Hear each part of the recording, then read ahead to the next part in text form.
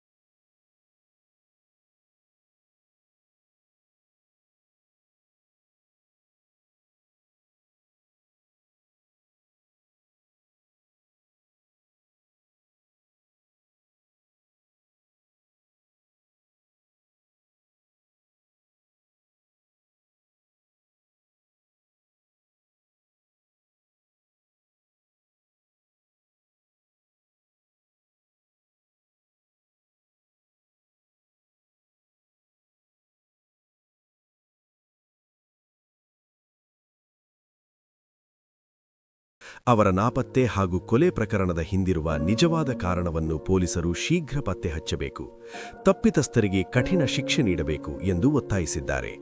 ಈ ಘಟನೆ ಜಿಲ್ಲೆಯಾದ್ಯಂತ ಚರ್ಚೆಗೆ ಗ್ರಾಸವಾಗಿದ್ದು, ವ್ಯಾಪಾರ ವಲಯ ಹಾಗೂ ರಾಜಕೀಯ ವಲಯದಲ್ಲಿ ತೀವ್ರ ಆಘಾತ ಮೂಡಿಸಿದೆ. ಜನರಲ್ಲಿ ಭದ್ರತೆ ಬಗ್ಗೆ ಆತಂಕವೂ ಹೆಚ್ಚಾಗಿದೆ. ಹೆಸರು ಬಸವರಾಜ್ ಅಂತ, ಅವರು ನಮ್ಮ ಮಾವಾರ ಆಗಬೇಕು. ಶಿವಲಿಂಗಪ್ಪ ಅಂತ ಅವರು ನಮ್ಮ ಮಾವಾರ ಆಗಬೇಕು.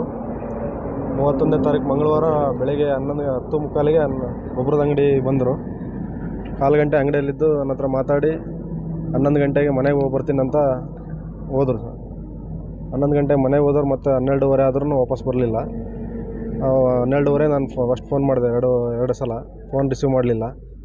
ಮತ್ತು ಇಮಿಡಿಯೇಟಾಗಿ ನಮ್ಮ ತಂಗಿಗೆ ಫೋನ್ ಮಾಡಿ, ಮಾವ ಯಾಕೆ ಫೋನ್ ರಿಸೀವ್ ಮಾಡ್ತಾಯಿಲ್ಲ, ಮನೆಗೆ ಹೋಗ್ತೀನಿ ಅಂದಿತ್ತು, ಫೋನ್ ಮಾಡಮ್ಮ ಅಂತ ಹೇಳಿದೆ.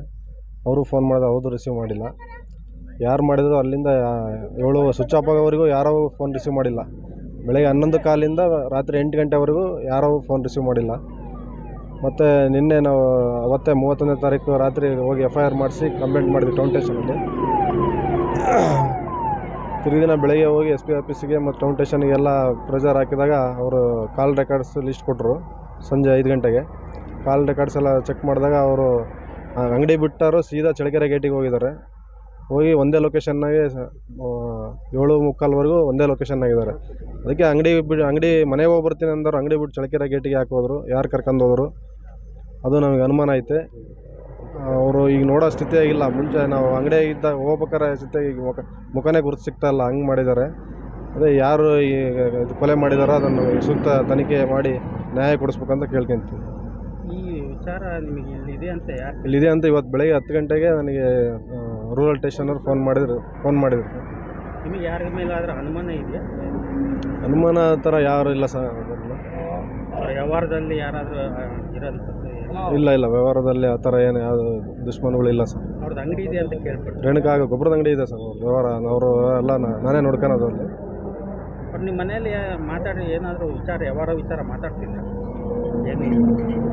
ಮಾಮೂಲಿ ನನ್ನ ಹತ್ರ ಕೊಡೋದು ತಗೊಳೋದು ಕಂಪ್ನಿ ಹತ್ರ ಮಾತಾಡಿದ್ರು ಸರ್ ಅಷ್ಟೇ. ನನ್ನ ಹೆಸರು ಅಜ್ಜಪ್ಪ ಅಂತ ಹೇಳಿ, ಮೆದಹಳ್ಳಿ ಮಾಜಿ ಗ್ರಾಮ ಪಂಚಾಯತ್ ಅಧ್ಯಕ್ಷರು. ಅವರು ನಮ್ಮ ಸ್ನೇಹಿತರು. ಮೊನ್ನೆ ಮಿಸ್ಸಿಂಗ್ ಆಗಿದೆ ಅಂತೇಳಿ ಕಂಪ್ಲೇಂಟ್ ಮಾಡಿದ್ರು.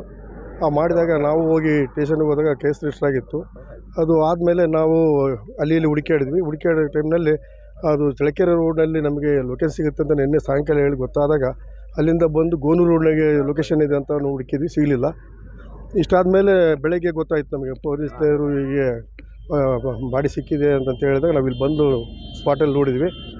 ಈ ಮನುಷ್ಯ ಒಳ್ಳೆ ಜನನೂರಾಗಿ ಒಳ್ಳೆಯ ಕಾರ್ಯಗಳನ್ನು ಮಾಡ್ತಿದ್ದು, ಭಾಳಷ್ಟು ಅನ್ನ ದಾಸೋಹ ಕಾರ್ಯಕ್ರಮ ನಡೆಸ್ತಿದ್ದ. ಇಂಥ ಮನುಷ್ಯನಿಗೆ ಈಗ ಆಯಿತು ಅಂತೇಳಿ ನಮಗೆ ಬೇಜಾರಾಗಿದೆ. ಆದಷ್ಟು ಬೇಗ ಕೂಲಂಕಷವಾಗಿ ನಾವು ಈ ತನಿಖೆಗೆ ಆಗ್ರಹಿಸ್ತೀವಿ, ತನಿಖೆ ಮಾಡ್ಬೇಕಂತ ಕೇಳ್ಕೊಳ್ತೀವಿ.